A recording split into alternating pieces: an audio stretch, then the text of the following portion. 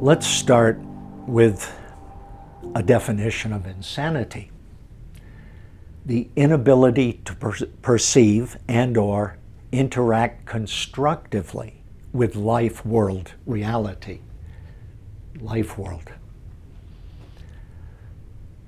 That is kind of a scary definition because it includes most of us, our psychologists and psychiatrists included. Now, it all starts with that separation. That's what gets us here. And let's stop a minute and consider the sense of self. We did it the first time, but I'll repeat it again. Let's start with the skin barrier. Now that I feel separate, I feel I begin at the skin level, the body. However, if I'm the rider, as Freud would say, am I my body? Really? Or do I have a body, like I have a car and whatever else? And it's a bit of an unruly body. It gives me pause at times. So if I'm not in my body, I must be in my head. But persona is a mind that says, I'm good. It's only going to accept this part.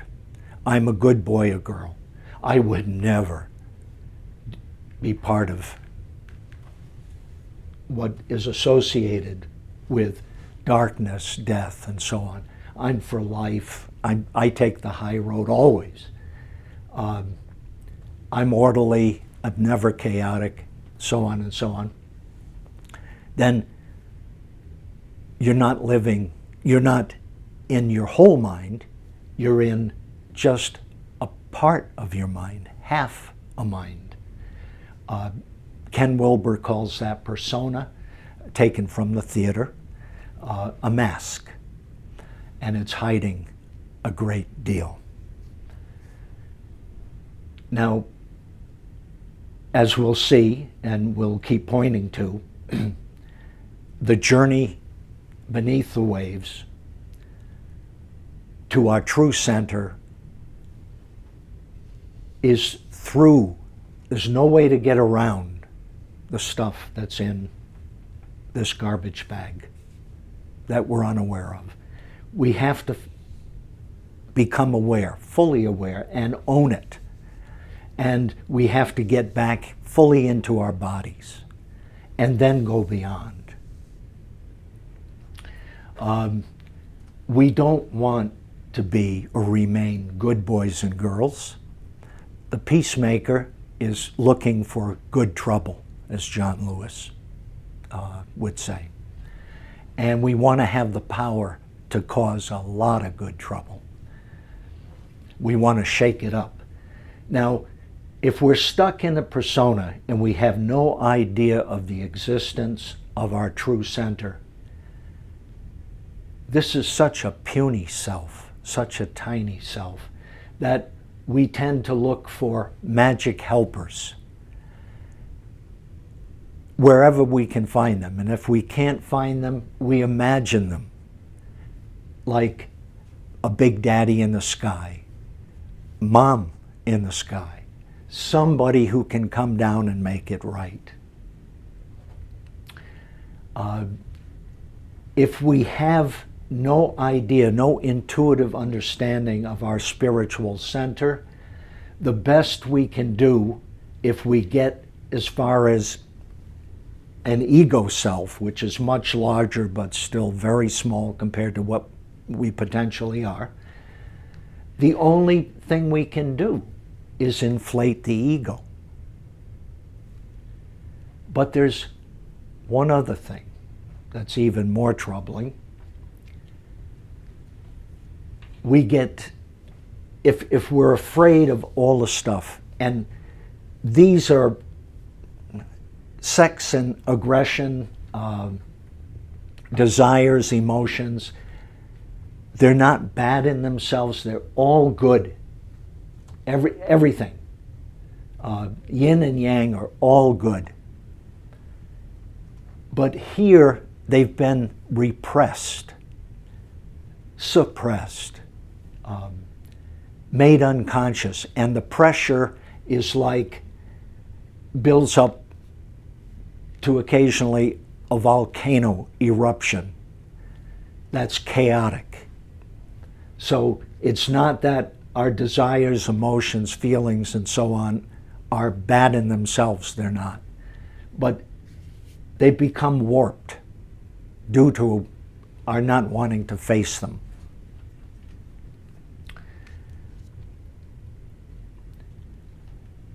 Now, the peacemaker to be has to take this journey, the hero's journey that Joseph Campbell talks about, through these layers of unconsciousness. And to get out of the gate, to get started, we have to realize that there's the problem of incest that, and I have a specific definition that is universal. It's the strong desire to maintain infantile relationships. It starts out with mom and dad, or surrogate. It doesn't matter whether you had a biological mother or father. You'll find a surrogate if you're stuck, especially in the persona side of your mind or little cubicle of your mind. And we are in a bad situation as a culture in that we no longer have rites of passage that take us from the child to adulthood. There used to be rites of passage in most traditions, very severe rites of passage in the Native American societies.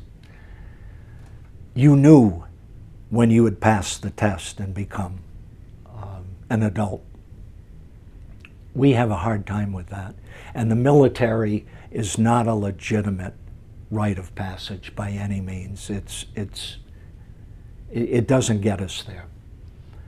So we have to become aware that the most important part of the journey begins with cutting that invisible umbilical cord and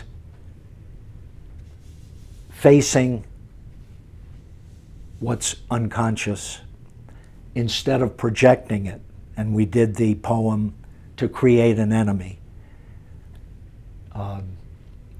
If we want a closer look at the enemy, all we need is a mirror. Because it's this warped stuff that we don't want to face in ourselves that gets projected onto pick your scapegoat.